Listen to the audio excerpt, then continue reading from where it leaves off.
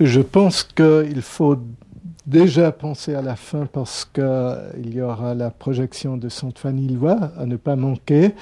Mais s'il y a une dernière question, je pense que quelques minutes nous restent. Monsieur?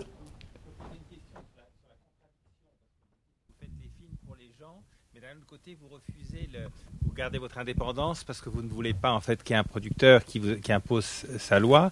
Mais quand vous dites vous faites les films pour les gens, les producteurs finalement les font aussi pour les gens. Sinon, c'est comme ça qu'ils espèrent gagner de l'argent. Donc à quel niveau se situe la contradiction en fait? Non, non, mais tout le monde fait les films pour rencontrer du public et le toucher. Non, les producteurs. Moi, j'ai eu des producteurs pour Le Bonheur, pour Cléo, j'ai eu des producteurs. Et je me suis, moi, s'ils avaient voulu continuer à me produire, j'ai pas une envie folle de m'auto-produire, hein, c'est beaucoup de soucis. C'est parce que je fais peur aux gens. Donc, vous savez, les Glaneurs, je l'ai proposé pendant 1 an. À la fin, je l'ai produit. Et celui-là, Les Plages, on l'a produit parce qu'ils disent oui, enfin, votre vie, tout ça.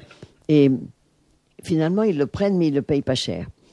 Tout le monde a le but que ça marche, mais ça marche au sens connexion avec le public ou ça marche 5 millions d'entrées. La contradiction, elle est dans le fait que on est en même temps dans le privé et le public. C'est ce que Richard Roud avait noté. C'est-à-dire que on veut en même temps être sincère, mais on veut quand même faire du spectacle. Il y avait un méchant qui avait dit que j'étais en même temps... qu'est-ce qu'il avait dit qu'elle est intéressée par Mao Tse-tung et par les antiquaires. Oui, bon, voilà une formule idiote parce que j'ai jamais lu le petit livre rouge, mais j'ai quand même été en Chine et comme je le disais, j'ai été très impressionné par ce théâtre national populaire et par des attitudes. Et quand vous avez parlé de Brecht, Villard a été le premier à amener Brecht en France et à faire comprendre cette système de distanciation qui fait que le spectateur est dedans mais dehors en même temps, et ce que moi je souhaite qu'il soit. C'est-à-dire que je souhaite qu'il soit lui-même et qu'il se dise tiens, moi je suis pas comme ça et tout ça. Mais la contradiction existe tout le temps entre ça, si vous voulez, j'allais dire ce désir de plaire, parce qu'il est normal puisqu'on fait du spectacle, et ce désir de se tenir dans une sorte de forteresse de sentiments et de raideur qu'on peut trouver par exemple chez certains très grands cinéastes comme Bresson, qui est très isolé dans son cinéma, qui n'a jamais fait beaucoup d'argent et qui est quand même un très grand cinéaste de la vie intérieure. Je ne sais pas si vous avez vu Pickpocket ou un film comme ça. C'est un film extraordinaire, non? Et ou certains Bergman qui sont effrayants, comme Le Silence, par exemple, effrayants quand ils racontent la solitude à ce point-là. Je vous assure qu'ils ne caressent pas les spectateurs dans le sens du poil. Hein. Donc, on est pris. C'est ça que j'appelle ce rapport qu'on a entre le fait qu'on fait des spectacles que les gens payent pour voir, donc on ne peut pas non plus... Et puis qu'en même temps, je ne fais pas de publicité, je ne cours pas après le box-office, et je cherche quand même à garder une pureté d'écriture et une structure de film qui ne soit pas spécialement selon le principe du théâtre de boulevard et de à Hollywood. Il vous dit toutes les 10 minutes, il faut faire une petite scène qui fasse rire les gens. Toutes les 10 minutes, il faut créer une clownerie ou des grands éclats de rire. Il y a tout un système professionnel de faire des films qui marchent ou que les gens... Voilà. Mais je l'ai quand même un peu utilisé parce que je me souviens que dans Cléo, je me disais, cette fille qui a peur de mourir, peut-être ça va être trop ennuyeux. Et à la fin du 3e quart, qui est l'endroit où les gens flanchent un peu dans tous les films, il faut remarquer. Un film de 2 heures, quelquefois au bout d'1h30, là, vous commencez un peu à lâcher.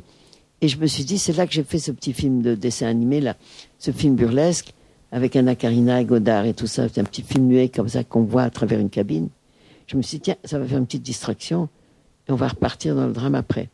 Donc on a tous une réflexion sur qu'est-ce qui va faire que vous qui avez payé, vous allez rester intéressé, éveillé, peut-être ému, ou que par moments vous allez rentrer en vous-même, parce que c'est le jeu aussi, que certains silences, certaines durées vous permettent de dire, ah, moi je suis spectateur dans cette salle, je suis en train de voir ça et ça me fait ça et ça et ça, et en même temps vous entraîner dans quelques émotions ou que vous voyez représentées devant vous et qui sonnent des petites choses chez vous. Donc moi je trouve que c'est une contradiction, oui, quand même, mais peut-être c'est pas vécu comme ça pour vous, mais moi oui. Agnès Varda, je vous remercie beaucoup de cette heure qui, pour nous, je suis convaincu, est une émotion qui restera dans nos mémoires. Et j'invite le public à voir autant de films d'Agnès Varda que possible au cours de cette saison. Et c'est vrai, je vous remercie de faire ça parce que moi, je sais que j'aime voir des peintres. Je vais dans beaucoup de galeries, beaucoup de musées, je vois ce qui est présenté. Mais quand il y a un seul peintre, comme il y a Basquiat maintenant que je vais aller voir, ou certaines grandes expositions de Vuillard ou d'Andy Warhol, quand on voit l'ensemble, ce que les Américains appellent le body of work, j'adore ça, quand on voit le corps du travail de quelqu'un sur plusieurs choses, c'est vrai que si vous voyez 5 ou 6 ou 7 films de moi, je ne suis pas en train de vous pousser à la dépense, mais c'est sûr que la compréhension et l'intercompréhension des thèmes et des sujets et des façons de traiter et de comprendre le monde, c'est vrai que ça se construit avec cohérence. Et que effectivement, si vous pouvez en voir... Mais alors, vous savez, je voulais dire une autre chose que j'ai faite.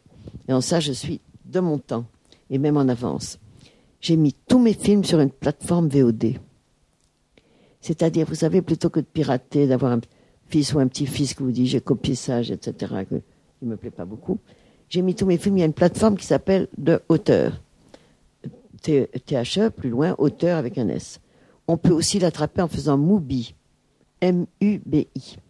Et vous allez tomber sur le cinéma d'Agnès Varda. Il y a tout mon catalogue, les longs métrages et les courts métrages. Et vous pouvez, en France, on peut les consommer pour 4 € les longs et 2 € les courts. Et vous avez droit, je ne sais pas combien de temps. Mais, non, mais je ne sais pas si c'est 1 heure ou une journée, je n'ai pas très bien compris. Mais c'est l'idée aussi que, à force, les gens qui vous disent, ah, on ne voit jamais vos films. Quand on sait que pour tirer une copie, ça coûte 3 000 €, que la faire circuler, des fois, c'est compliqué. Que nous, on a fait une édition de DVD qui sont très très bien faits. Je ne sais pas s'ils sont sortis en Suisse, mais on soigne beaucoup. Mais je soigne beaucoup les DVD, je mets des suppléments. Je dis un bonus, des bonis. C'est plus latin, c'est plus joli. Et donc, je mets des bonis qui sont très soignés, des longs trucs qui racontent, qui parlent de choses d'autres. Bon. Mais en même temps, il y a des gens qui ne peuvent pas se payer un DVD à 20 €. Et alors, les jeunes, justement, qui aiment bien aller fricoter dans le net et dans le web pour attraper des trucs, eh ben, s'ils ont une petite curiosité, eh ben, ils se pendent. Pour 4 €, pour 2 €, ils peuvent voir mes films. Et j'aime bien l'idée que il vaut mieux aller au-devant de cette piraterie. Il vaut mieux l'offrir que de se faire pirater. En gros, c'est ça.